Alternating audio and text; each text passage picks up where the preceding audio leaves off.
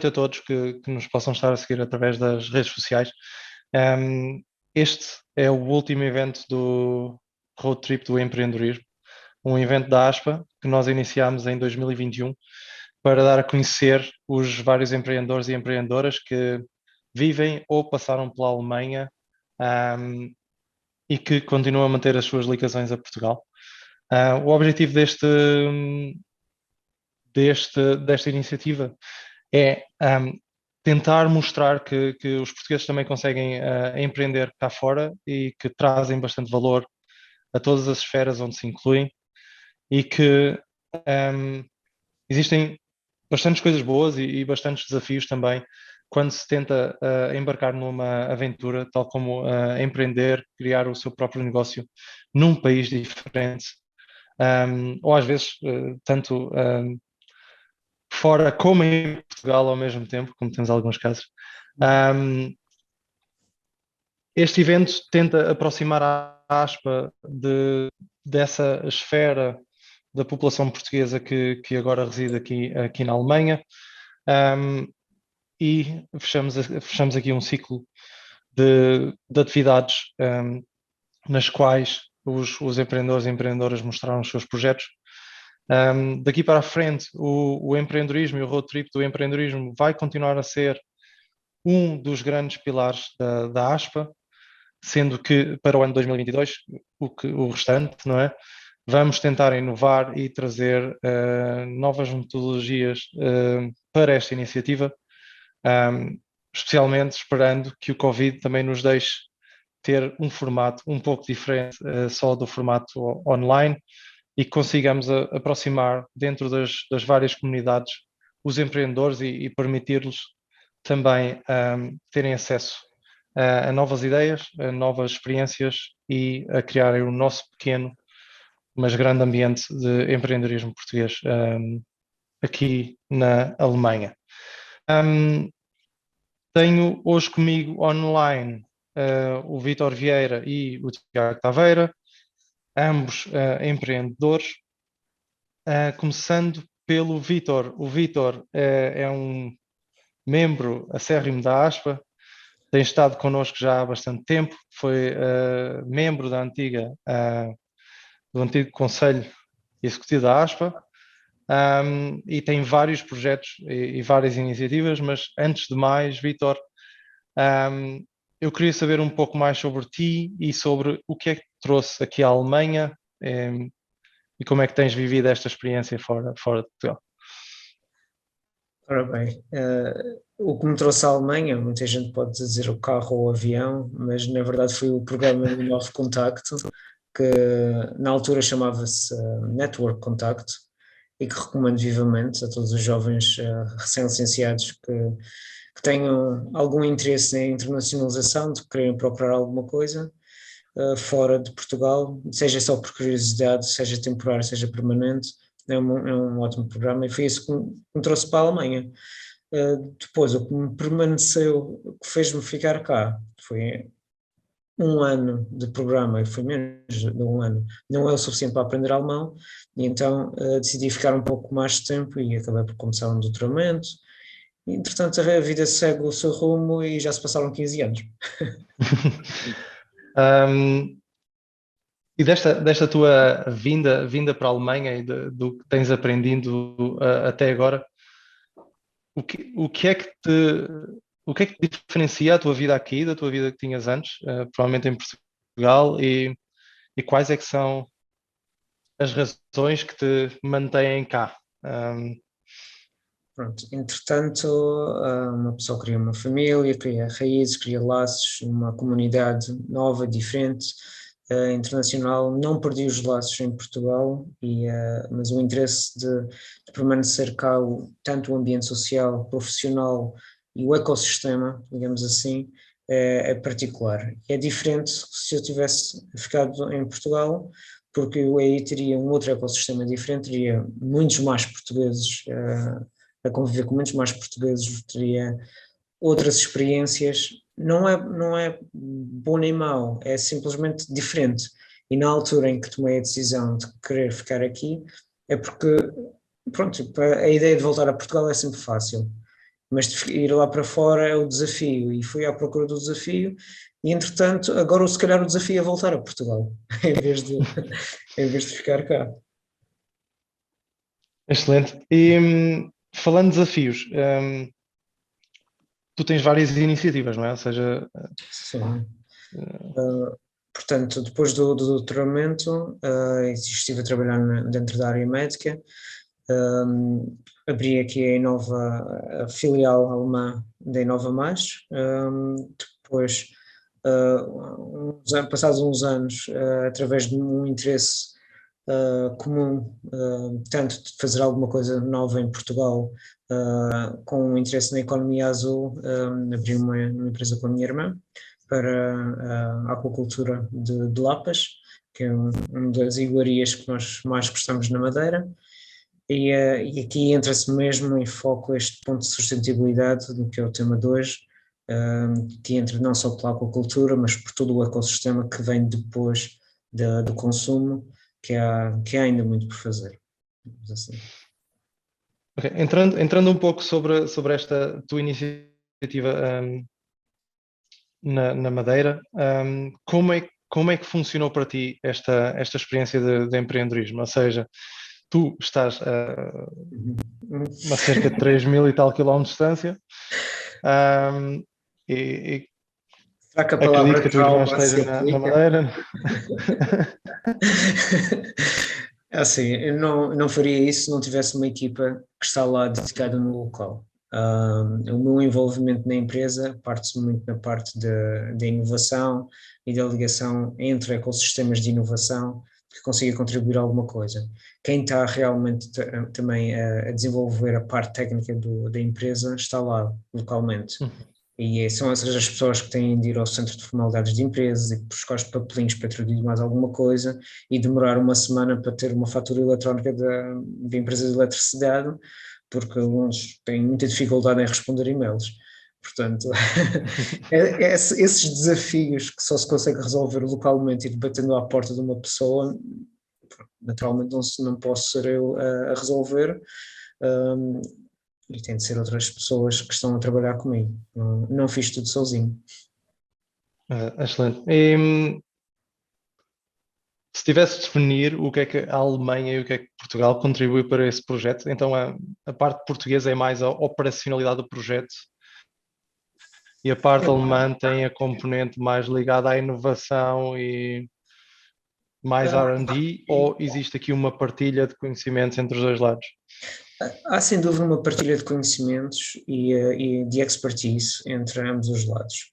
E no caso da Go Limpets, é uma particularidade digamos que é uma inspiração de fazer algo novo, que quando nós estamos focados muito num único sítio geográfico e também num único ecossistema relativamente pequeno, temos poucos inputs de fora, de maneiras diferentes de fazer a coisa e possivelmente melhor, ou que possam solucionar problemas e dificuldades que estamos a ter.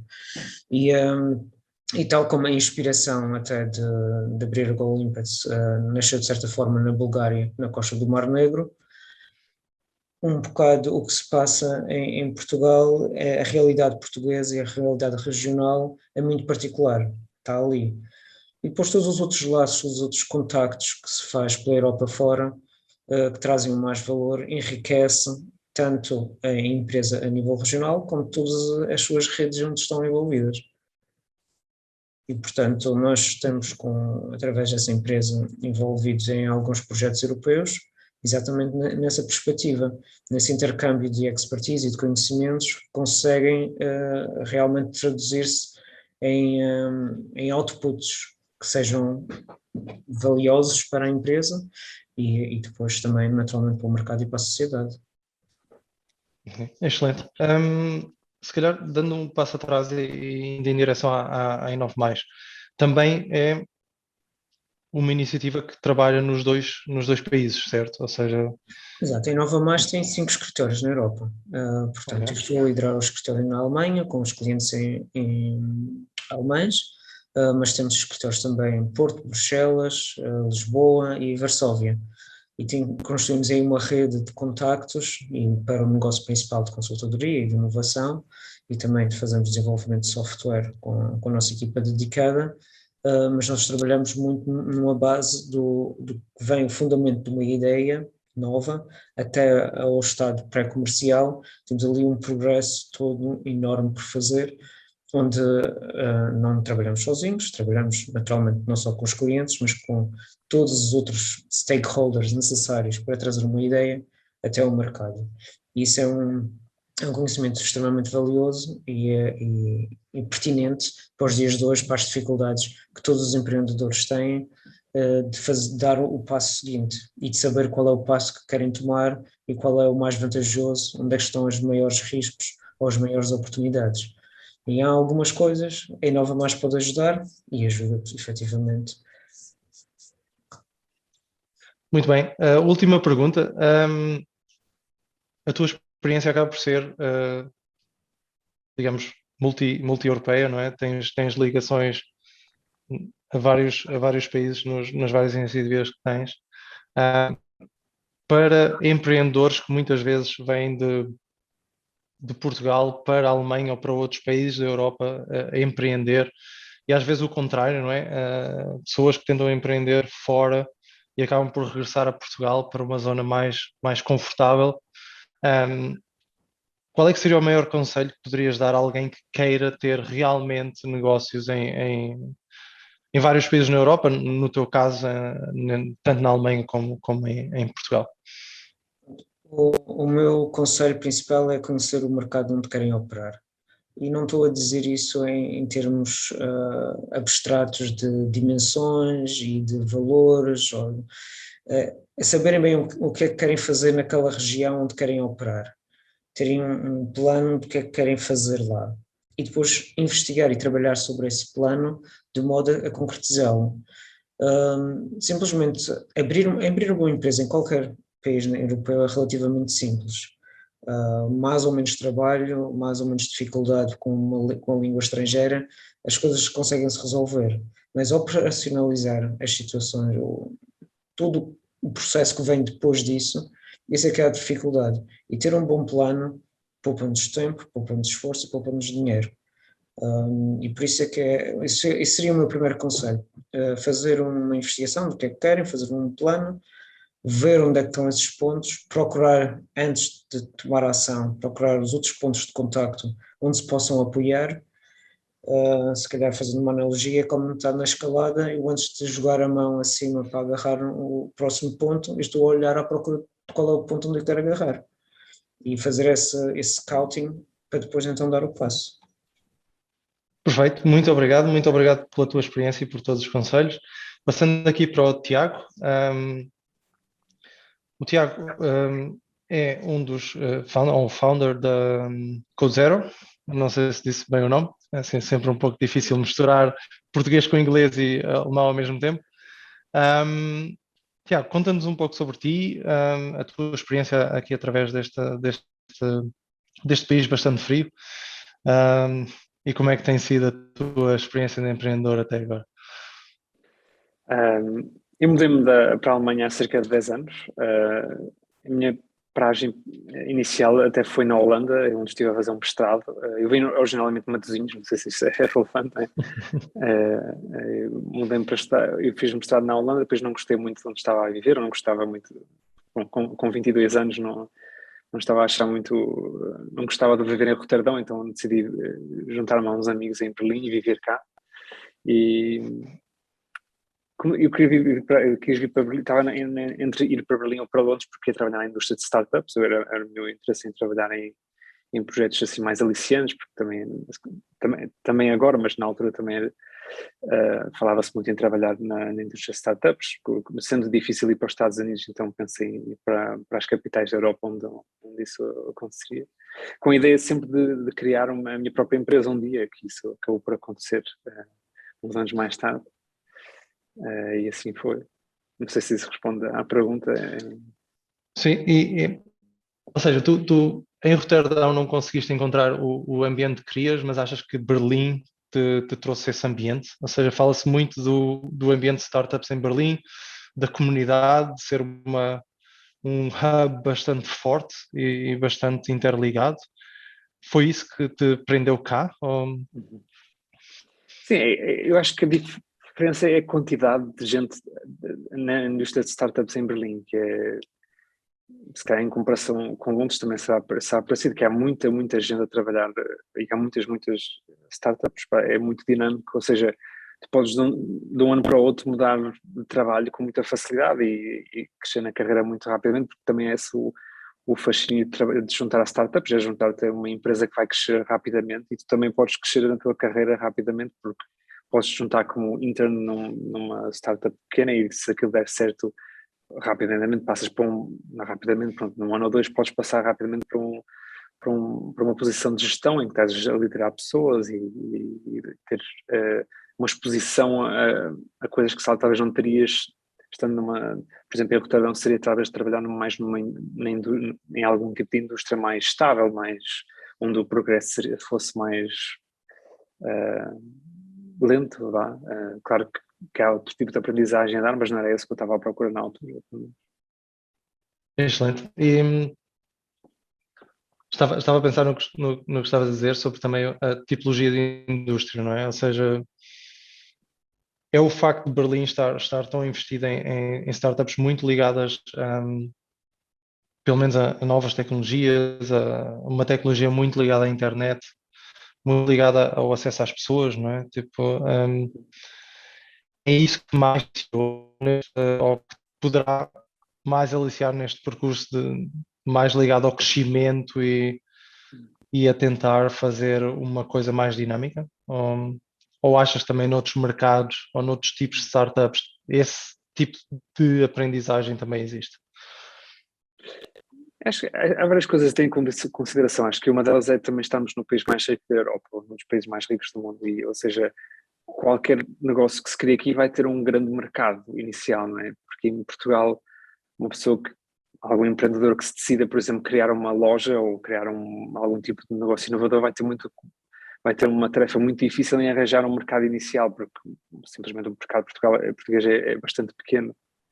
E também a penetração de internet e de métodos de pagamento e tudo mais também está um pouco mais atrasada que noutros países da Europa, ou seja, em Berlim e na Alemanha é mais fácil nesse sentido, eu acho, de criar uma empresa, daí que muita gente aqui o faça, e também acaba por ter muitos ciclos assim, self-fulfilling cycles, não sei como é que se diria em português, mas o facto de ter essas condições e também de muita gente se mudar para cá por causa dessas condições, muitas mais coisas acontecem, um ecossistema cria-se e acaba por ser um efeito também, se calhar a melhor metáfora é um efeito avalanche, não é? Ou bola de neve, até avalanche, que as coisas começam a andar. Em Portugal, sim, há startups, claro, também há muita gente empreendedora e a criar ideias inovadoras, mas acho que tem uma tarefa muito mais difícil, porque também o acesso a capital é muito mais limitado, porque há muito menos bancos e venture capital firms e qualquer tipo de acesso a investimento, também a mentores e a pessoas a empreendedores que já tiveram sucesso e agora estão mais a ajudar outros que estão a começar. Uhum. Exato, esse capital humano também é bastante importante, não é? Ter aquela base ali que te vai guiando. Sim. Exato. Excelente. E como é que passamos desta tua fase aventureira e de crescimento em startups para a tua startup? Como é que isso aconteceu? Eu já tinha tentado criar uma minha própria empresa em 2015, apesar que com outros amigos portugueses, mas não, aqui em Berlim, mas não deu muito certo, mas isto também não me desencorajou. Depois trabalhei mais uns anos como engenheiro de software, até que conheci duas pessoas, dois alemães, um alemão e uma alemã, que estavam à procura de um technical co-founder, de alguém que os pudesse ajudar a levar uma ideia avante, e que era numa indústria que para mim tinha uma conexão muito forte, que é relacionada com o ambiente e sustentabilidade. Então a partir daí foi muito fácil largar o meu emprego e dedicar-me full time a isso. Isto foi em março de 2020, pleno começo da pandemia, né?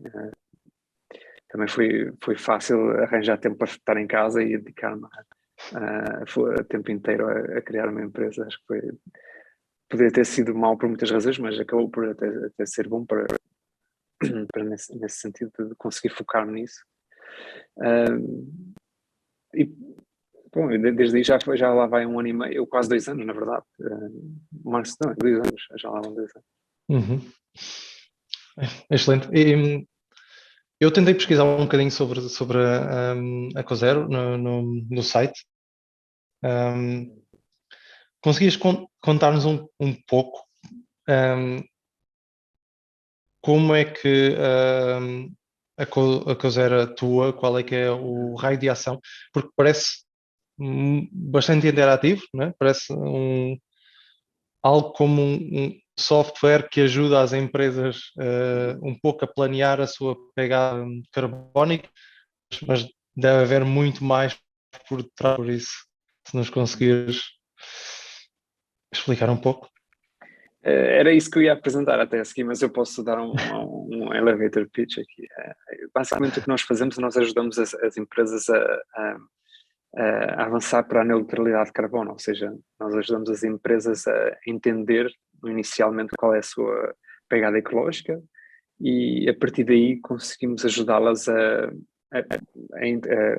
implementar o que nós chamamos carbon actions, que são as atividades ou produtos, serviços que possam inserir na sua atividade para chegar à neutralidade de carbono, não só de uma forma efetiva, ou seja, consigam efetivamente reduzir as suas emissões, mas também da forma que se adequa mais à sua atividade e ao seu orçamento e à velocidade à qual querem fazer essa mudança. E nós fazemos isso.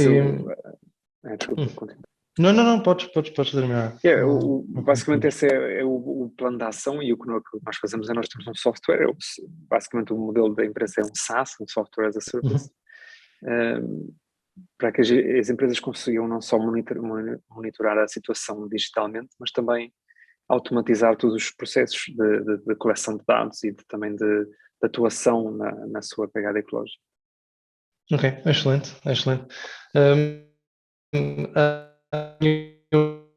A última pergunta era mais sobre, assim, sendo um SaaS, já tens tido algum tipo de feedback, alguns clientes que tenham ajudado a empresa a crescer, porque é sempre um processo complexo, não é? Os primeiros clientes normalmente são sempre poucos e demora algum tempo a crescer. Como tem sido esse percurso? Também essa é uma das partes boas de estar na Alemanha, como disse aquilo, estando na área da sustentabilidade, este é um dos países onde acho que essa consciência social está mais forte, talvez aqui no Reino Unido, nos Estados Unidos, seja um dos países onde as pessoas mais falam do tema, onde mais iniciativa há. Então foi fácil para nós arranjar os primeiros clientes e tivemos muita sorte em conseguir desenvolver o produto diretamente com 3 clientes de início, ou seja, nós lançámos o produto já tendo clientes e depois a partir daí, tendo esse feedback, e 2 anos depois já foi muito mais fácil adaptar a plataforma a diferentes indústrias, a diferentes geografias, porque é muito diferente ajudar uma empresa, por exemplo, do ramo de logística, ou o ramo da banca, ou do ramo da fashion ou moda, a chegar à neutralidade de carbono, não é? Portanto, é um dos maiores desafios da nossa empresa, é mesmo esta horizontalidade do produto, é conseguir entrar em diferentes dimensões das indústrias. Excelente, parece bastante interessante. E depois vamos guardar alguns dos tópicos para a segunda parte da sessão. Hoje nós íamos ter uma palestrante, que seria a terceira palestrante. Ela infelizmente teve um problema num projeto e teve de se ausentar desta sessão, mas ela deixou-nos um vídeo em que também explica o seu percurso, a sua vida. Ela teve uma vida bastante mirabolante, digamos assim, passou aqui pela Alemanha e agora de volta a Portugal. Eu vou-vos apresentar então o vídeo da Balolas, e depois do vídeo passamos então para a sessão de debate sobre sustentabilidade. Eu só aqui tentar meter o vídeo a rodar.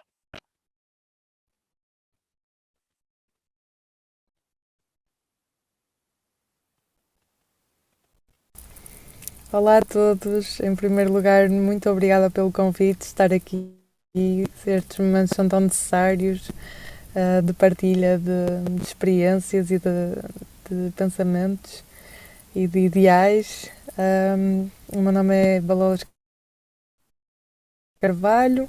Eu tenho sempre dificuldades em pôr-me em caixinhas porque ao longo do tempo tenho experimentado várias áreas diferentes, mas posso dizer que sou uma contadora de histórias. A minha formação em jornalismo e ciências da comunicação e é essa área que eu tenho investido mais ao longo do tempo, mas tenho também trabalhado com empreendedorismo e com comunicação, inovação, muitos anos.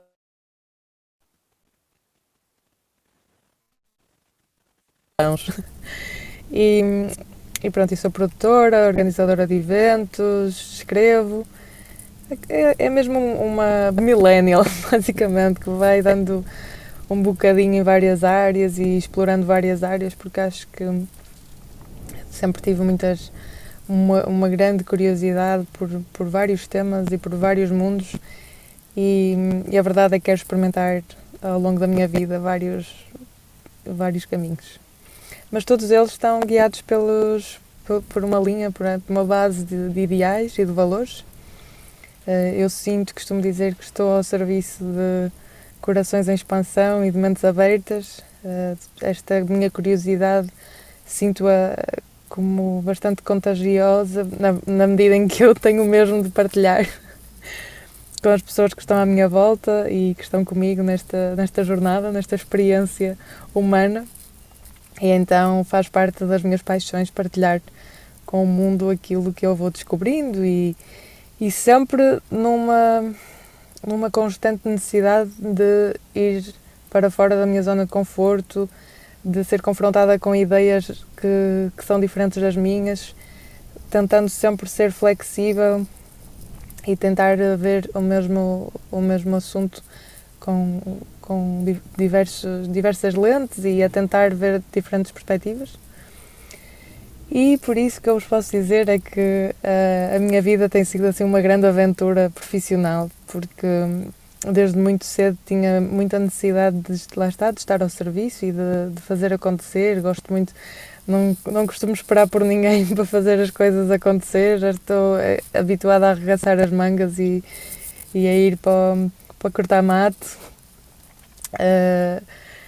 E então tenho também uma veia assim muito aventureira que eu espero que nunca morra e que não se torne conformista com a idade e com o passar do tempo.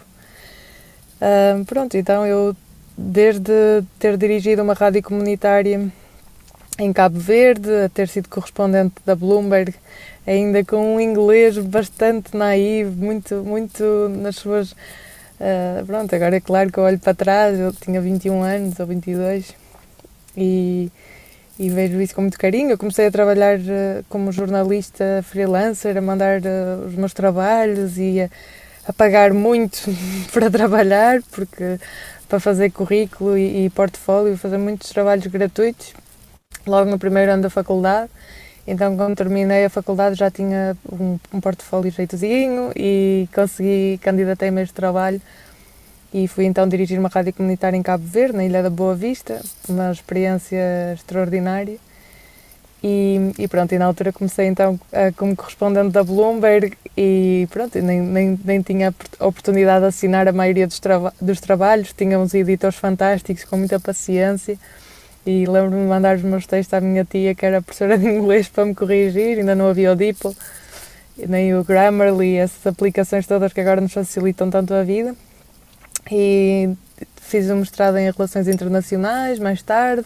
Trabalhei com uma startup em Los Angeles. Depois acabaria por fazer comunicação para diferentes projetos, também de outras startups no Canadá, onde também cheguei a ir para um evento de pitching E tento sempre, quando não estava a trabalhar com jornalismo, depois passei pelo Jornal I, pelo Semanário Sol, embora hoje em dia não estejam muito alinhados com o tipo de com a orientação do jornalismo com que eu me identifico, mas no I tive imensa liberdade,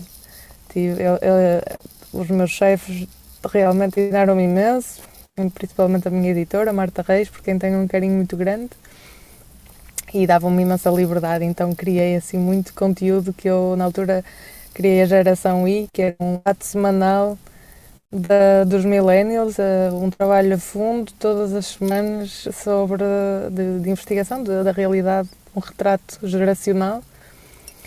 E depois eu perco-me um bocadinho pelo meu percurso, mas eu também tive ao longo destes 10 anos, uma grande bengala, vamos dizer assim, de saúde, a lidar com dor crónica e com 2 hérnias discais, aprender a imunidade ciática. Então, quando me despedi do I, depois de ter feito uma viagem por 10 países, a reportar todos os dias, ou praticamente todos os dias, os cenários de pós-guerra dos Balcãs, e à procura de histórias inspiradoras, cheguei e pensei, vou-me despedir, é isto que eu quero fazer, eu quero andar na estrada, eu quero partilhar estas inspirações de humanos com quem me cruzo, e tive de ser operada quase de urgência.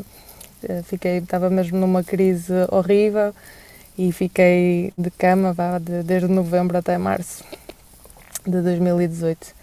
E mesmo toda cega expressão do Porto, não é? Toda cega de medicação, consegui terminar mais 2 cadeiras do mestrado, que tinha interrompido para ir para Los Angeles com a tal startup, e comecei a dar aulas de português a estrangeiros, porque era para continuar ativa, e depois começou mais a sério o meu caminho também na produção de eventos, com a NLP Academy, e juntei dinheiro que era para supostamente ir para a Amazónia fazer a minha tese de mestrado, em que queria estudar a exploração dos povos indígenas através do turismo espiritual, o impacto que estão a ter, mas entretanto surgiu-me um convite daquilo que seria uma press trip à Palestina, em que eu poderia criar conteúdo com o que surgisse dessa viagem com vários jornalistas. Os vários meios de comunicação que foram convidados não quiseram ir à Palestina ou não podiam, acabou por não haver press trip nenhuma, eu fui na mesma, trouxe uma realizadora comigo e começou um grande percurso de produzirmos um documentário independente, que não podíamos candidatar-nos a apoios, não podíamos dizer o que estávamos a fazer, porque a Palestina é um território ocupado, cada vez que lá íamos passávamos muito stress, muita ansiedade, com o secretismo todo que tem que ser, que faz parte do processo, mas conseguimos filmar, o documentário ainda está em pós-produção, e hoje em dia, pronto, depois de conseguirmos filmar tudo, até conseguimos apoios mais a sério, e o documentário está no seu caminho. E entretanto mudei-me para Berlim. Bem, a vida já levou muitas voltas desde então, mas estive a trabalhar como correspondente no jornal Contacto, com base no Luxemburgo, e foi assim que vim parar também a Berlim como correspondente, e entretanto decidi dar uma pausa outra vez no jornalismo, que está a atravessar uma grande crise, como toda a gente sabe, e que não é sustentável todo, e no qual há bastante falta de recursos e de meios. E depois de tudo o que eu tenho vivido, acredito que é através das corporações que podemos fazer a diferença no mundo, ou seja, a transformação do mundo vai ter de passar pelas corporações e pela forma como os negócios são feitos, e então aceitei o desafio de me juntar a uma consultora de inovação, a Chain Reaction, que tem base no Porto e que ajuda mesmo as empresas a adaptarem-se ao novo mundo. e a perceberem de que forma é que podem ser reestruturadas e reconduzidas para estarem ao melhor serviço do planeta e dos nossos irmãos e irmãs humanas. E pronto, olha, resumi assim, Flávio, espero que tenha coberto mais ou menos os assuntos que tu querias que eu cobrisse. Acho que está um resumo muito resumido da minha aventura por cá. Acho que há um potencial gigante nas empresas portuguesas, o talento é imenso, somos mesmo um povo ultra criativo e com muito boas ideias e estou mesmo muito feliz por estar aqui hoje. Portanto, bora lá falar de sustentabilidade. E pronto, foi esta a mensagem da Balolas, que nos mostrou a sua vida tão diversificada e ao mesmo tempo nos lança o próximo reto, falar de sustentabilidade. E passamos então para a sessão de debate sobre este tema que penso que é cada vez mais importante, mas já não é recente e continuamos a falar nele com a sua justiça. Se calhar começando por ti, Tiago, que tentas reduzir a pegada do carbono de cada empresa, como é que se faz esta redução e como é que tem sido trabalhar com as empresas nesta redução? A maioria das empresas com as quais trabalhamos estão, de momento, ainda a resolver a primeira questão, que é qual é o meu impacto, ou o impacto da minha empresa no planeta, no clima. Ainda estão muito cedo, a maioria das empresas está numa fase muito inicial para sequer começar a pensar em como reduzir, porque ainda não sabem bem de onde é que vêm as emissões, em qual quantidade e como é que isso se manifestou historicamente desde o início da sua atividade. Então, quando começamos a trabalhar com uma empresa, esse é o primeiro passo que nós fazemos. Nós temos uma equipa como é que se diz em português? Climate experts, de pessoas que estudaram sustentabilidade e que têm toda a experiência em entender como é que se calcula, como é que se entende as emissões de uma empresa. Nós ajudamos a empresa a ter temos este onboarding inicial. Claro que se for uma empresa pequena, uma startup, uma empresa que só tenha atividade em escritório, não precisa de todo este onboarding, mas nossos principais clientes são, por exemplo, empresas de logística ou empresas de moda, empresas de química, e que é bastante complicado entender todo o panorama da atividade, porque as emissões vêm de muitas atividades diferentes. Podem vir, por exemplo, simplesmente, por exemplo, da eletricidade que consomem, ou nas diferentes localizações que têm, nos escritórios, fábricas e warehouses, já nos falha português. Mas também pode vir coisas muito mais complexas, por exemplo, dos materiais que compram para produzir, por exemplo, do aço, do cimento, também dos gases que emitem durante a produção desses produtos, também da business travel, ou pode ser também de muitos outros fatores, né? Depende muito de indústria para indústria, como disse. E o nosso esforço inicial é tentar entender, pronto, dependendo da indústria da empresa, nós sabemos que há hotspots de emissões, há partes da empresa que normalmente causam um maior impacto de emissões. E normalmente é mais fácil para as empresas entenderem. Não sei se vocês estão acostumados com esses termos de Scope 1 e Scope 2, Scope 3 emissions, mas basicamente as emissões, num panorama internacional, discutem-se as emissões em termos de Scope. Isto é o Greenhouse Gas Protocol, e o Scope 1 são as emissões que vêm da atividade direta da empresa. Acho que temos uma pergunta. A Scope 1 são as atividades que vêm diretamente da atividade da empresa. Por exemplo, a empresa, qualquer pessoa que aqueça a sua casa está a emitir Scope 1, porque as emissões ocorrem no local, porque, quer dizer, se aquecer a casa com gás, por exemplo, porque estando a queimar gás para aquecer a sua casa, está a emitir gás no local em que está a atuar. Então uma empresa que também use gás dessa forma está a emitir Scope 1, mas Scope 2 será, por exemplo, emissões fora do local, emissões indiretas, por exemplo, quando se compra eletricidade, a eletricidade quando é produzida é emitida, as emissões são emitidas na estação de eletricidade. E depois tem a parte muito mais complicada, que é aqui que nós adicionamos muito mais valor à empresa, que é os Scope 3 emissions. Acho que houve um comentário relacionado com Scope 3. E estes Scope 3 são as emissões que vêm do o que se chama, desculpem usar muitos inglesismos, mas é upstream e downstream da empresa, ou seja, tudo o que vem relacionado com fornecedores e com clientes. Uma empresa, por exemplo, de química terá que produza químicos, produza, por exemplo, ácido ou outra coisa qualquer, irá comprar partes, irá comprar componentes que terá de entender dos seus fornecedores quais são as emissões associadas a essas partes, a esses componentes que compraram. E muitos destes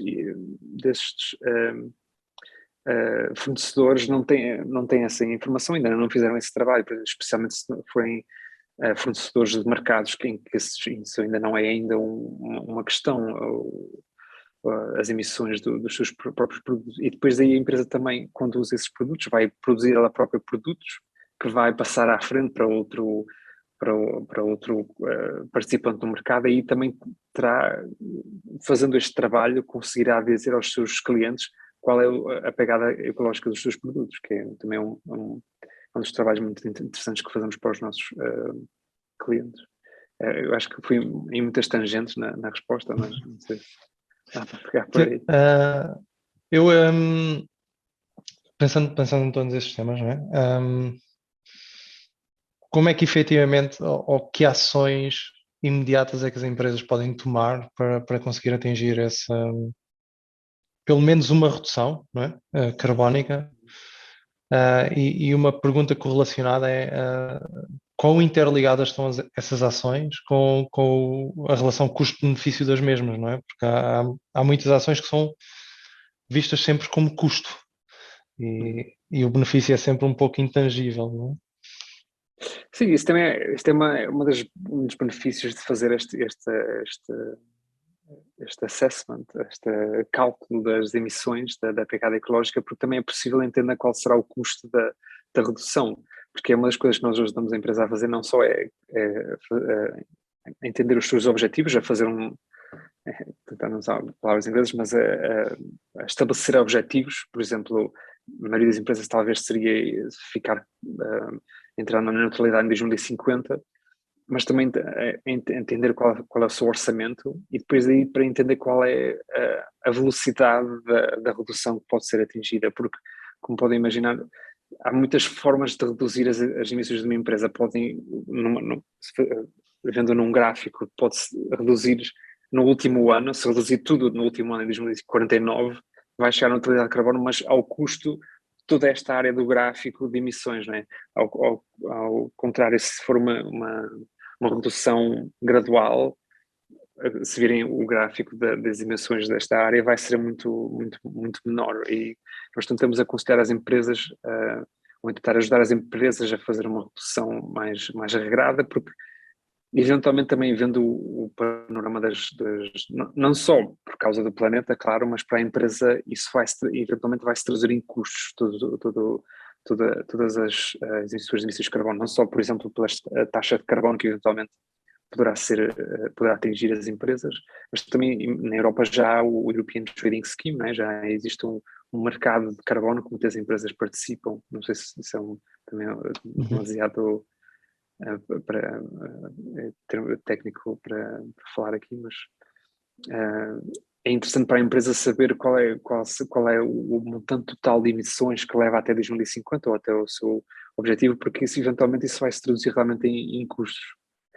E acho que mesmo a primeira coisa que as empresas têm que fazer é entender qual é a sua pegada ecológica, entender quais são os cenários que advêm até 2050. Se, por exemplo, se acham que vão investir mais em modelos de negócio que são carbon intensive, ou então podem começar a desinvestir desses modelos de negócio, podem começar a investir em modelos que ajudariam mais a ter um modelo sustentável, porque isto também é pensar que modelos carbon intensive irão à falência ou irão deixar de existir. Até a própria Shell, a própria BP estão a começar a tentar encontrar alternativas aos combustíveis fósseis, por exemplo, o hidrogênio, porque muito em princípio daqui a 50 anos o panorama será muito diferente, não é? E convém começar já a pensar para as empresas também, se não quiserem pensar no planeta, para pensarem na sua própria existência, que estará em risco nesse caso. Excelente, muito, muito boa resposta. Entretanto, temos aqui 3 questões do 4 até, do António Martins. Não sei se queres aí no QA dar uma vista de olhos, porque se calhar não vamos ter tempo para responder a todas em live, mas podes escolher algumas que possa ser mais interessante dar o teu contributo. Tomam em conta o ciclo de vida dos produtos nesses cálculos das pegadas das empresas? Sim, isso é uma parte importante dos produtos. Por exemplo, um dos nossos clientes é a Mammoet, não sei se é uma marca comprava lá a Patagónia de activewear, não sei falar em português. Mas nós ajudamos a entender qual é a pegada ecológica para diferentes partes do ciclo de produto, porque, por exemplo, muitas empresas irão estar interessadas em saber em que fase de produção ou em que fase de produto é que emitem mais. Porque, por exemplo, uma comparação mais contrastante, uma empresa que venda máquinas de lavar e uma empresa que venda camisolas, o ciclo dos produtos vai ser muito diferente. As emissões que são associadas a esses produtos vão ser diferentes. Por exemplo, uma máquina de lavar, se calhar a grande parte das emissões vão estar associadas no end of life, que é a última parte do life cycle de um produto. Ou seja, quando o cliente que comprou a máquina de lavar, se quiser livrar da máquina de lavar, vamos criar lixo, waste, e daí virão muitas emissões, enquanto que numa camisola provavelmente a maior parte das emissões poderão vir do processo de produção, da usagem de químicos, da usagem de outros tipos de produção, de outros tipos de produtos. Isso é importante ter nós ajudamos as empresas a ter uma detalhada visão também dos produtos, de ter essa contabilidade bastante detalhada. Se quer para a próxima pergunta. Não sei se queres que responda a todas, não é? Se quer vou ter responda às que achares interessante e tenta.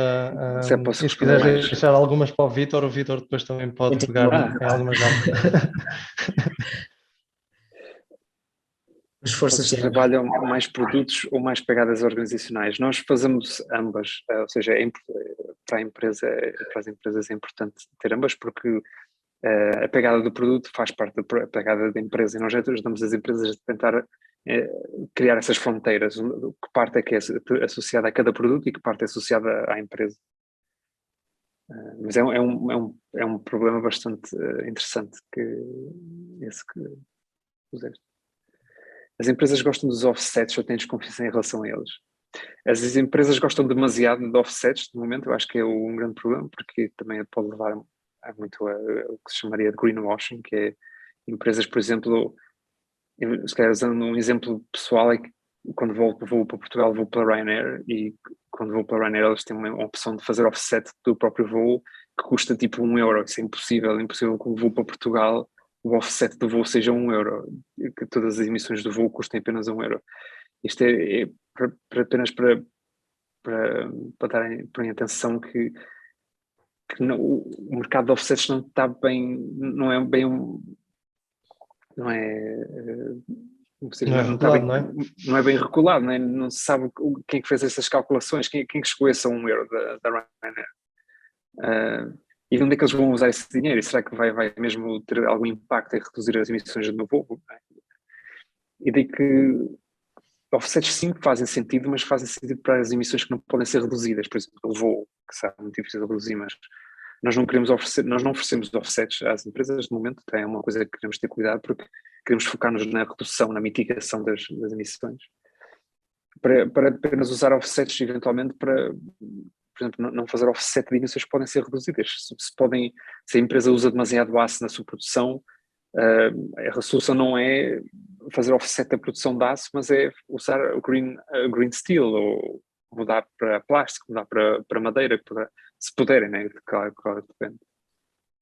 Excelente. Se calhar posso passar aqui para o Vítor e perguntar um pouco sobre o Golden, né? Que acaba por trabalhar na indústria do mar, ou seja, que é sempre uma indústria complicada de pensar, não é? Porque tem uma parte de criação, mas também tem a sua parte de exploração, não é? Vítor, como é que a GoLimpet, agora ia dizer uma coisa em inglês, mas vou tentar dizer em português, como é que a GoLimpet aborda a componente de sustentabilidade? Antes de eu responder isso, posso mesmo perguntar uma pergunta aqui ao Tiago, que estava aqui já desde o início. Eu achei extremamente interessante o trabalho que o Tiago está a fazer, né, e portanto, a sustentabilidade tem mais do que o CO2. O CO2 é uma das componentes, é um dos poluentes, ou uma das externalities, usando então outra vez assim o inglês, de diferentes indústrias.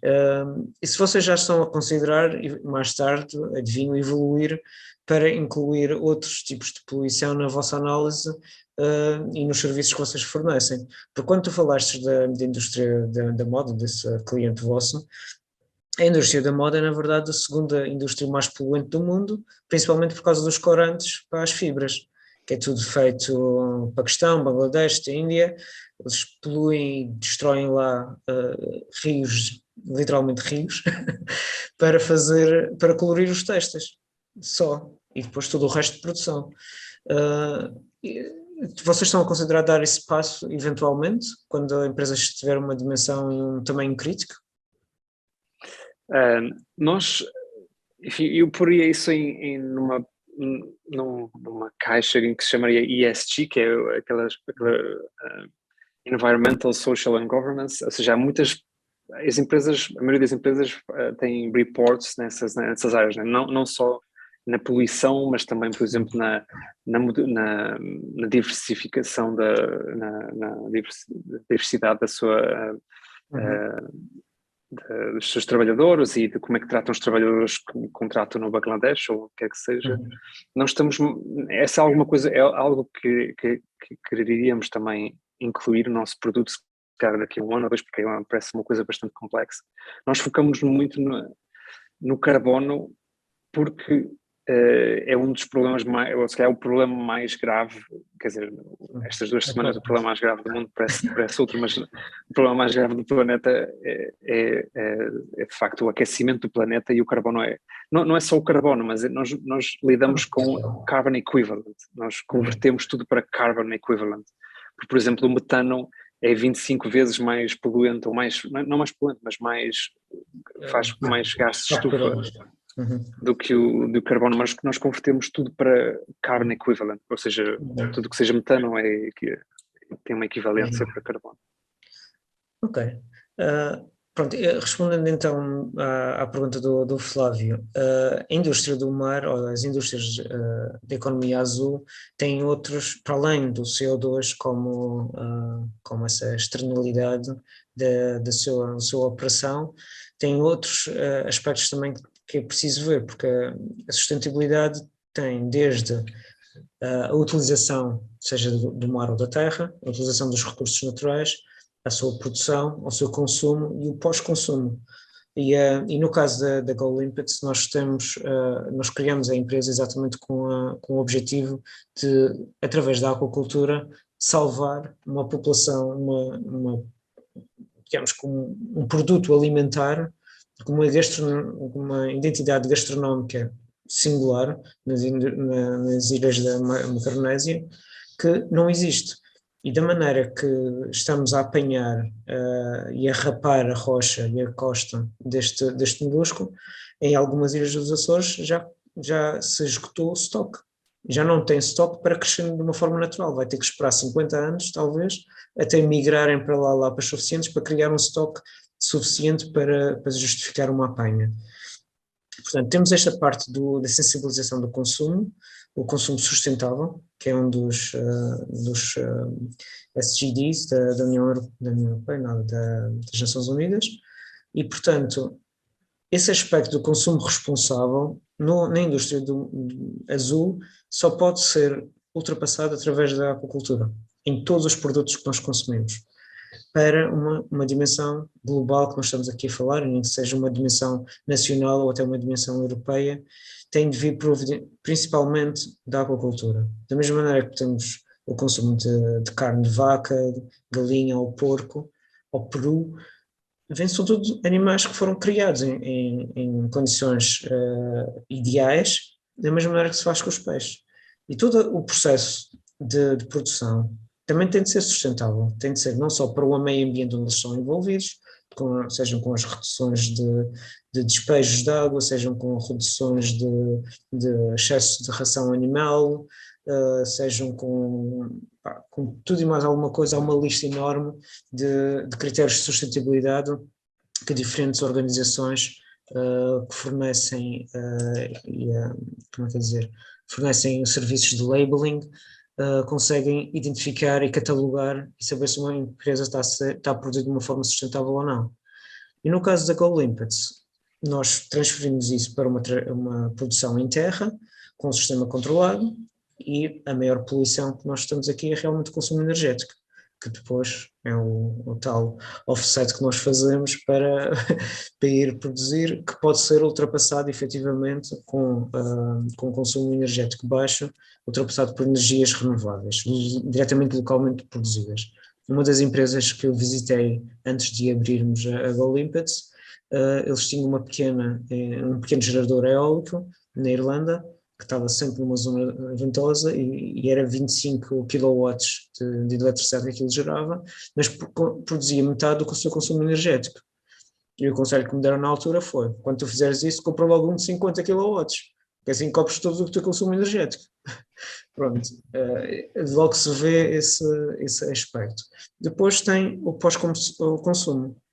No caso das lapas, 70% do peso da lapa é a casca, que vai para o lixo indiferenciado, e que normalmente na região da Madeira acaba a ser queimado para a produção de energia elétrica, é queimado com muito outro lixo e outra vez produz CO2 devido a um dejeto resultante do consumo que é ignorado, mas está ali. E, no entanto, essas cascas têm minerais que podem ser úteis, e podem ser úteis para muitas outras indústrias. E já se fala aqui de uma economia circular. Como é que nós podemos tratar dessas cascas para reaproveitá-las noutras indústrias? Portanto, nós temos um projeto agora em desenvolvimento, em que estamos a analisar os componentes minerais das cascas das lapas, e há pelo menos dois ingredientes ou dois componentes que são interessantes. Um é a quitina, a quitina quitosano, que depois é um biopolímero que pode ser utilizado como substituto de plásticos em indústrias, e temos também o cálcio de carbonato, carbonato de cálcio, desculpa, em que isso pode ser usado como aditivo na indústria do cimento, como pode ser utilizado para a indústria farmacêutica, a indústria alimentar, para a ração alimentar, por exemplo, para a ração das galinhas que precisam imenso de cálcio por causa dos ovos. Basta triturar as lapas e já temos ali um cálcio que as próprias galinhas digerem diretamente, sem ser só misturado com a ração. Portanto, há ali uma série de outros produtos resultantes de coprodutos que seriam tipicamente considerados lixo e queriam ser queimados, que se pode reaproveitar e, se calhar, mais cedo até do que simplesmente entrar nos circuitos de recolha de lixo municipal. Pronto, esse é o trabalho que todos nós estamos a desenvolver e a estudar. E mesmo através da Inova Mais também temos uma componente de software, de desenvolvimento de software, que estamos a tentar calcular logo diretamente depois de me fazer entregas qual é a quantidade esperada de lixo que irá ser resultado nos diferentes pontos geográficos para serem recolhidos, e desse lixo o que é expectável depois de ser processado será o material valioso no fim. Portanto, é uma cadeia toda de estudo que nós estamos a fazer e a tentar dinamizar e ver se conseguimos realmente traduzir o lixo e dar-lhe um valor económico para que, se não formos nós a processar e a tratar disso, que outras pessoas, que outros responsáveis das empresas sigam as boas práticas e vejam, epá, eu estou a deitar por ano 100 mil euros de valor fora, que poderia reaproveitar com um custo de 20 mil euros, por exemplo. Ou seja, neste caso, estás a transformar parte de um custo num benefício também. Ou estudarias Sim, essa sim, componente? portanto, não é literalmente um custo, porque depois de vender uma empresa produtora, depois de vender o produto, agora o problema é do outro. Não, ainda é um problema alimentar, o problema passa a ser do município. Portanto, nós estamos a ver a coisa um bocadinho de outra forma. É mais criar da cadeia de entrega também ser a cadeia de recolha. E para nós reaproveitarmos isso antes de chegar a ser um problema do município, nós tomamos conta dele. É essa a nossa abordagem. E isso tem de ser é algo trabalhado com a própria gastronomia, tem de ser acordado, tem de haver certos pré-processamentos da parte deles de lavagem para fornecerem-nos esse lixo com o menor esforço possível para também dar a nossa parte. E seguindo um pouco os bons exemplos que temos aqui na Alemanha com os depósitos das garrafas de plástico, alumínio e vidro, algo que nós já tivemos em Portugal quando era criança, eu lembro-me perfeitamente de fazer isso, não sei porque é que deixou-se de fazer. Essa recolha, esse depósito poderá ser algo que nós também podemos colaborar, é um modelo que se mostra eficaz. E uma das coisas para alguém, ou seja, tu tendo uma empresa em que tentas aplicar esses princípios de sustentabilidade,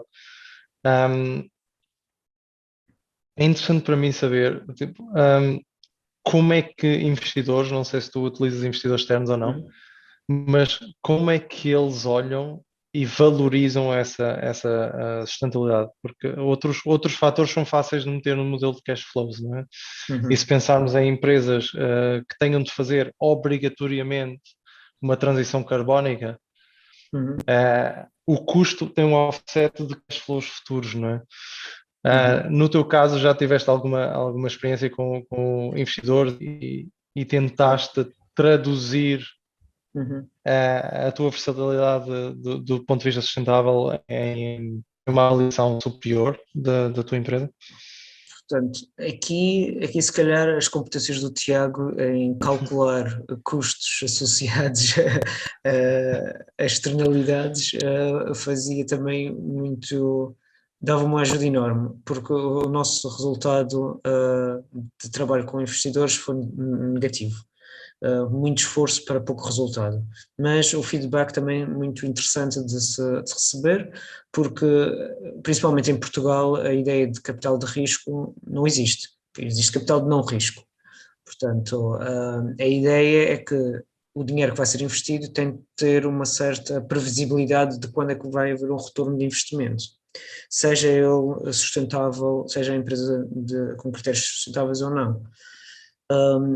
Outro lado tem a ver com a nossa própria preparação como startup para demonstrar que chegamos não só a uma questão económica viável, mas também um caminho que é não só credível, como também sustentável. E esse aspecto, e aqui sustentável estou a falar de economicamente sustentável, tanto como ecologicamente sustentável. E todo esse trabalho que tem de ser feito primeiro que tudo pela própria startup,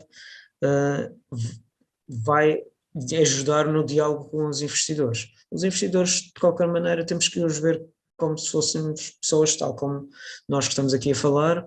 A única diferença é que eles têm uma carteira mais pesada e estão dispostos a dizer, ok, eu quero pôr dinheiro nas coisas que me interessam, de que dou valor, e muitos investidores trabalham sobre emissões, e emissões de sustentabilidade é um critério importante, mas eu não quero simplesmente despejar dinheiro, eu quero que aquele dinheiro também retorne para mim a fazer o bem. E, portanto, tem uma série de critérios que só dialogando com eles é que nós podemos saber se estamos de acordo com esses critérios ou não. E depois de ter isso, temos de ver o valor de trabalhar com aquele investidor, para além da parte económica, tem outro valor associado para a empresa? Ou vai ser um empedacilho porque não vai trazer mais nenhum componente que nos falte dentro da equipa ou dentro do mercado de negócio onde a gente está a interagir? Não vai ser uma colaboração realmente proveitosa para ambas as partes. São ali uns diálogos que têm de ser, primeiro que tudo, trabalhados e depois chegados a acordos que se tornam efetivamente em investimentos. Excelente. Muito obrigado pelo teu apoio. Nós ainda tínhamos aqui mais uma questão do António, não sei se alguém quer pegar nela, e depois eu passaria também para a intervenção da Balolas, mas se alguém quiser dar aqui um apoio nesta questão. Eu tenho a ideia que a questão era mais para o Tiago, mas eu dou só o meu ponto de vista, que é um bocadinho à parte, e eu concordo que o carbono é um outro elemento da natureza e como elemento químico pode ser utilizado e reutilizado em diferentes formas. A questão de fazer carbon capture de diferentes indústrias, seja, por exemplo, nós temos algumas empresas com quem trabalhamos a nível de microalgas, em que têm sistemas de carbon capture que transformam grande parte do carbono em algas. Portanto, tem uma biomassa estratégica ali que pode ser depois reutilizada em N outras indústrias, por exemplo, para fazer plásticos, para fazer biodiesel e outra vez mais poluição. Ou seja, tem ali uma série de vertentes. Acho que o ponto principal que nós estamos aqui a batalhar é o excesso de produção de CO2. Não é porque o CO2 em si seja mau, é um excesso de tal modo tão grande que nos estamos a afogar neles. E da mesma maneira que a Terra nos primórdios e os primeiros elementos, as primeiras bactérias começaram a digerir metano e outras substâncias e a criar oxigênio como os seus próprios dejetos e que se literalmente afogaram nos seus próprios dejetos, a questão é se nós vamos nos afogar nos nossos. No final desta pergunta podia ser bem para ti, mas Tiago, queres adicionar? Não, eu respondesse melhor que eu poderia ter respondido, por isso pode ficar respondida. Ok, excelente. Então eu agora tenho aqui mais um pequeno clipe da Balolas. Nós falámos muito de carbono, falámos muito de atividades das empresas, falámos muito de atividades económicas. E há uma vertente que já se vê um pouco nas tais ODS, mas que ainda continua a ser um pouco como muito pouco trabalhada, porque é muito mais intangível, ou seja, que é a componente humana. Então a Balolas gravou-nos um clipe em que ela fala de toda a sua experiência com a componente humana da sustentabilidade, e depois eu diria que podemos debater um pouquinho também como é que isso se pode traduzir em empresas que ainda estão mais focadas em ecologia e economia. Vou então aqui partilhar aqui o ecrã e a ver se o clipe funciona.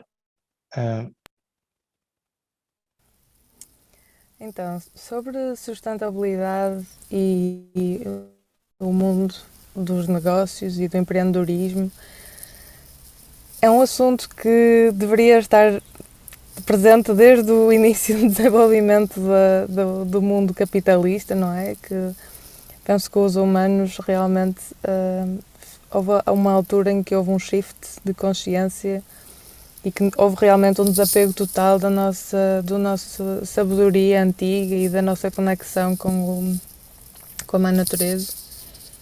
E é uma pena e felizmente hoje em dia está a ser resgatado muito desse conhecimento e acho que há pessoas que estão a fazer um trabalho fenomenal de investigação, de conexão com muitos dos povos indígenas à volta de todo o mundo para resgatar essa sabedoria. Mas realmente o mundo da inovação, da tecnologia, dos negócios, este sistema todo económico, teria sido incrível que nós não nos tivéssemos esquecido desta nossa origem enquanto seres do planeta. ao alimentarmos estes sistemas. Mas o que é certo é que houve mesmo esse desapego total, essa falta de consciência, e basta ver o estado em que temos o mundo, não é? E eu acho que hoje em dia não faz sentido nós começarmos, seja qual for o projeto, sem termos consciência e um plano bem definido do tipo de impacto que esse projeto, essa ideia vai ter no planeta. Não faz sentido nós criarmos soluções novas, já há tanta coisa criada no nosso mundo, não é? Na nossa sociedade ultra materialista. Não faz sentido estarmos a criar novos projetos se não tivermos uma consciência na área da ecologia. E a ecologia tem que ser interseccional, não é? Tem que haver esta preocupação, não só... está tudo interligado, não é? Nós não podemos achar que agora vamos só focar-nos no ambiente, agora vamos só focar-nos no negócio, agora vamos só focar-nos no ser humano.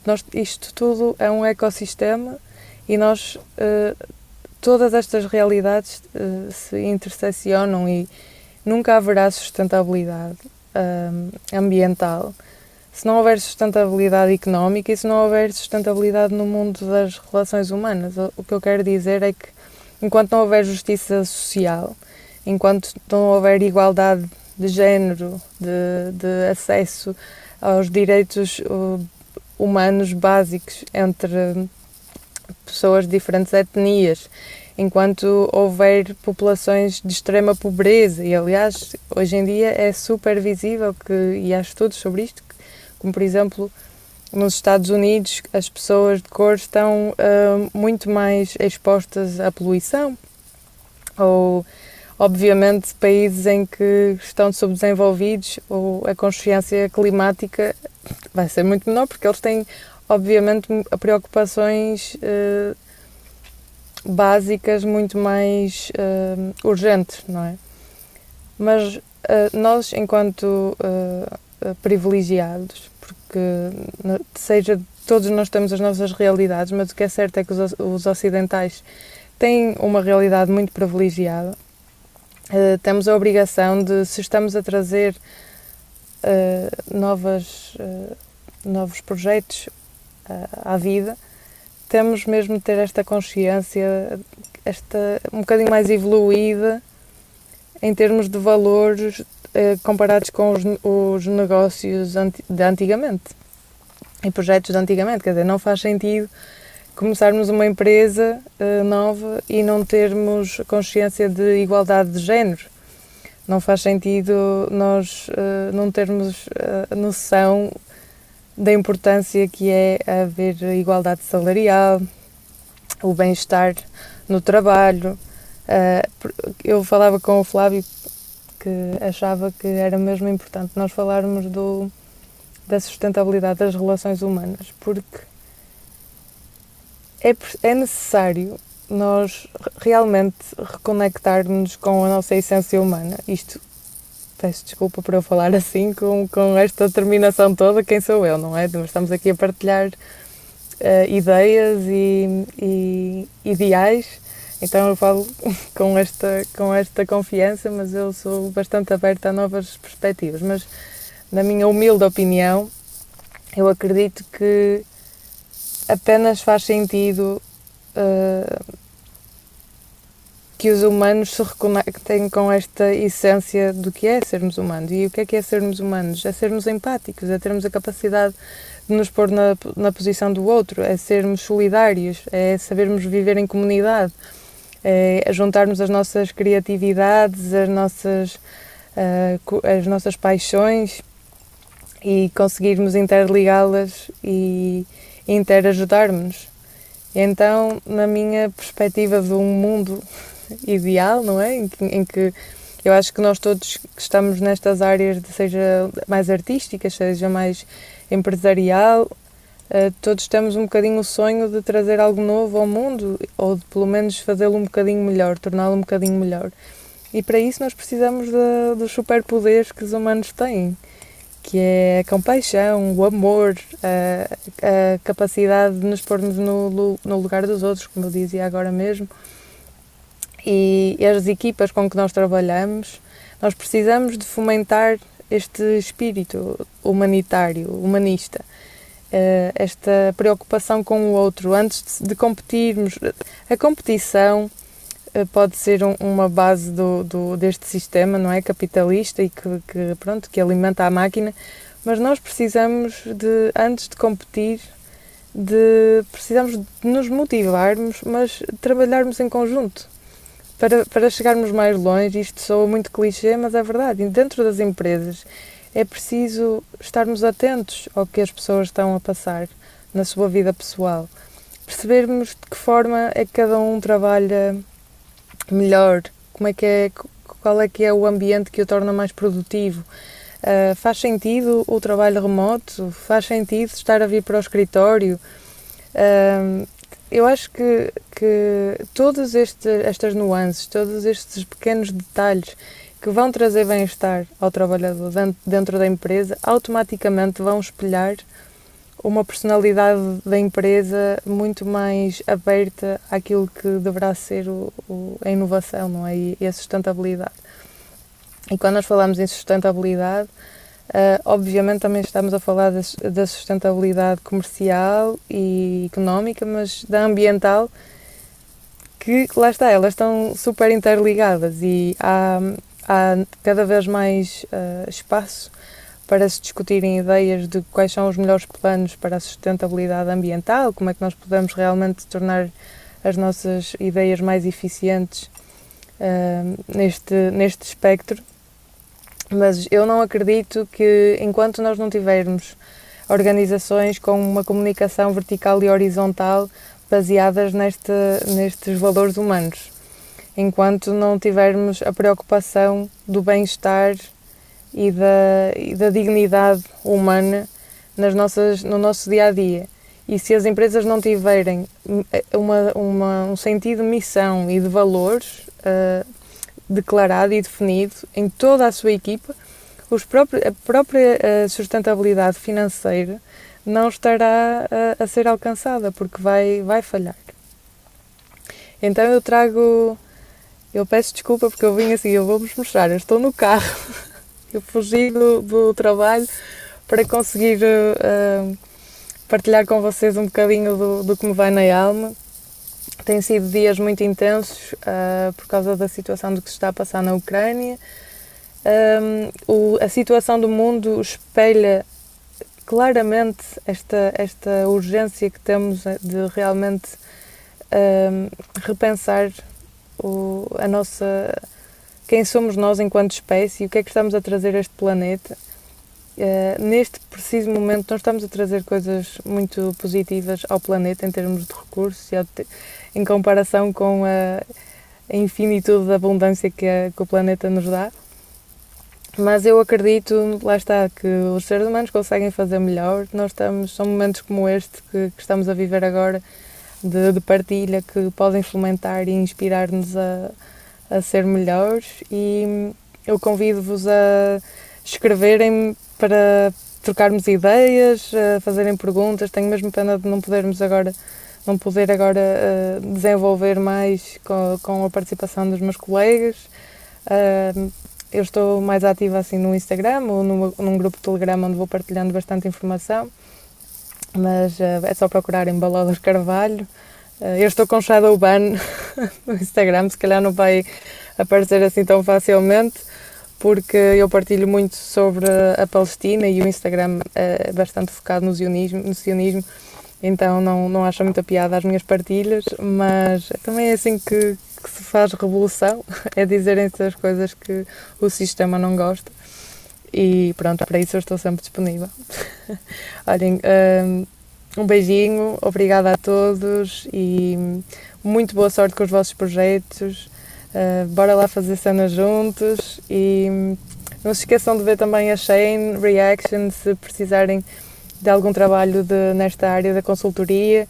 Nós também temos a Mesh Agency, que é uma agência criativa, uma Creative Powerhouse, como diz o nosso CEO, para ajudar projetos como os vossos a serem mais criativos e a comunicarem as vossas ideias ao mundo. E pronto, estou a dispor. Um beijinho grande a todos. E pronto, tivemos aqui uma intervenção muito mais focada na humanidade e na componente humana das empresas e das nações, não é? Eu também trabalhando em consultoria e penso que na parte de Inove também existe muito isso. Costuma-se dizer muito que o ativo da empresa são as pessoas, não é? Mas falando a título pessoal, na maioria dos últimos projetos em que tenho trabalhado, quando as pessoas não conseguem trabalhar bem, a solução é sempre, contrata mais um e isso resolve-se. Que não é propriamente muito inteligente, nem do ponto de vista financeiro, nem do ponto de vista de manter uma equipa coesa. Eu não sei se a vossa experiência em sustentabilidade, obviamente, que é muito mais ligada às empresas em si, muito mais ligada à componente ecológica, mas já vem alguma mudança também na parte da componente de como lidamos com as pessoas dentro da empresa, considerando também a situação atual, com o Covid e lockdown, há tanta gente com burndowns e tantas outras dificuldades de estarem isolados, ou ainda não é uma preocupação tão fundamental para o tópico da sustentabilidade empresarial. Não sei se algum dos dois quer dar uma chega ao tema.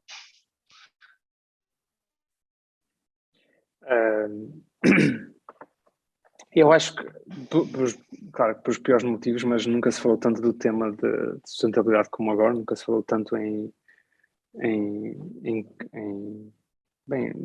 pelo menos no meu caso, a Balolas falou de muitos outros tópicos, mas pelo menos eu focando mais no tema de sustentabilidade, eu acho que nunca ouvi nas notícias e na conversa de todas as pessoas tanto também, não só falar-se tanto do tema, mas as pessoas já estão a começarem também a estarem educadas até nos termos e em tudo que daí vem em volta do tema. Por isso eu estou positivo que isso nos vai ajudar a chegar a um ponto em que consigamos lidar com as consequências do aquecimento climático, conseguimos evitar as consequências para as pessoas estarem mobilizadas, estarem já mais educadas no tema. Claro que há muito caminho a fazer e há muito ainda a falar e muito ainda contra o qual lutar, mas eu tenho uma atitude mais otimista quanto a isso. Eu acho que já também há muitos empreendedores na área, nunca se investiu tanto em climate tech como se investiu no ano passado e, portanto, acho que também estamos a alguns passos, se calhar estamos a 5 anos de grandes inovações na tecnologia, em carbon capture, em combustível, em criar eletricidade, que por exemplo, acabou há poucas semanas a falar num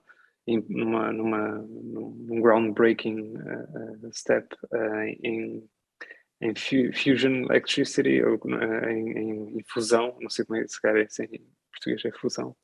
Sou um bocado à Dragon Ball, mas Sim. Mas não sei o que é que o Vítor tem a dizer, mas por mim eu estou bastante positivo nesse sentido. Pronto, já tive mais pessimista, já estou um pouco mais otimista. Se vamos atingir os limites que foram propostos já no Acordo de Paris, isso já não penso que seja o caso. A menos que esperamos a tal curva que temos sempre a produzir e depois no último minuto deixamos de produzir CO2 de repente, mas não acredito que seja tanto essa realidade. Há uma certa resistência e não é tanto empresarial, a resistência que eu vejo maior dentro do ponto de vista das empresas tem muito a ver com os custos, claro, e com os critérios, mas também com a falta de escolha, falta de alternativa. Não é viável para muitas empresas, por exemplo, colocarem painéis solares ou energia eólica para alimentar as suas necessidades energéticas. Simplesmente não é viável. porque estamos todos dependentes de uma rede elétrica, mesmo com microgridding e com muitas alternativas que irão ser o futuro, não tenho dúvidas disso. É um caminho a percorrer que ainda demora imenso tempo.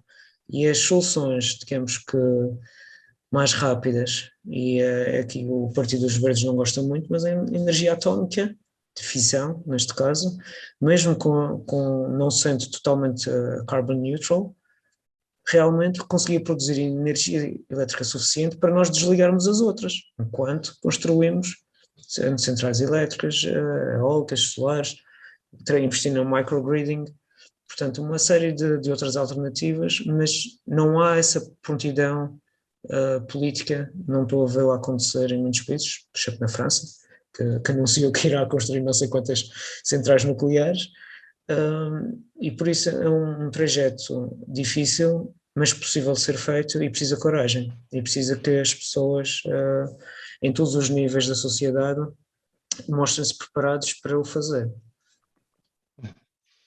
Estava aqui o António a comentar e também me passou pela cabeça estes acordos de Purchase Power Agreements com as várias empresas elétricas.